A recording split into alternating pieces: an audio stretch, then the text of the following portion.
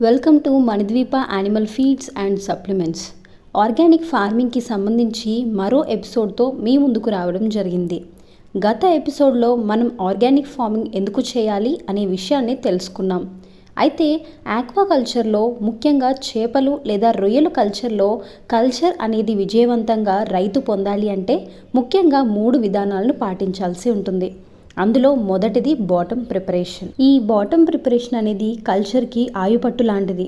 రైతులు, ముఖ్యంగా రొయ్యలను పండించే రైతులు బాటమ్ని ప్రిపేర్ చేసే విధానంలో అనేక రకాలైన కెమికల్స్ను వాడటం వల్ల బాటంలో ఉండే సూక్ష్మ కణాలు, మినరల్స్ అనేవి రొయ్యకు అందకుండా వృధా అవుతున్నాయి. ఇప్పుడు మనం ఆర్గానిక్ ఫార్మింగ్లో బాటమ్ని ఏ విధంగా తయారు చేసుకుంటే అది కల్చర్కి ఉపయోగకరంగా ఉంటుందో తెలుసుకుందాం. ముందుగా పూర్తిగా నీటిని తీసివేసిన తర్వాత చెరువుని ఎండపెట్టాలి.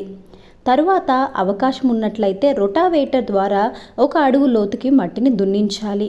తర్వాత 200 లీటర్ల నీటిని తీసుకుని దానిలో ఒక 50 కేజీల DORB లేదా పచ్చి తవుడు, శనగపిండి 10 కేజీలు, 5 కేజీలు బెల్లం, ఈస్ట్ 1/2 కేజీ వేసుకుని 3 రోజుల పాటు బాగా ఫర్మెంటేషన్ చేసి దానిని చెరువుకి అప్లై చేసుకోవడానికి తయారు చేసుకోవాలి.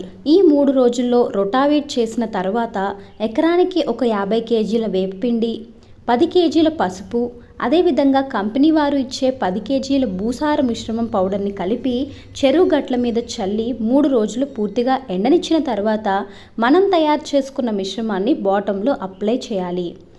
ఆ తర్వాత ప్రతిరోజు ఉదయం సాయంత్రం చెరువు బాటం పూర్తిగా ఎండిపోకుండా, అదేవిధంగా అధిక తేమ లేకుండా చూసుకుంటూ చెరువు మీద నీరును చల్లవలెను.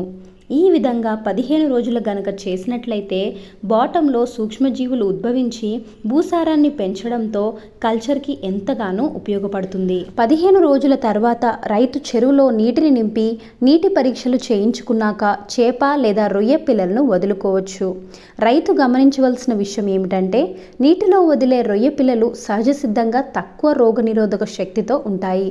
కాబట్టి వాటికి కావలసిన సహజ ఆహారాన్ని అందిస్తూ కెమికల్స్ లేని వాతావరణాన్ని చెరువులో అందించినట్లయితే రొయ్యల యొక్క సర్వైవల్ రేట్లు పెరిగే అవకాశాలు ఎక్కువగా ఉంటాయి.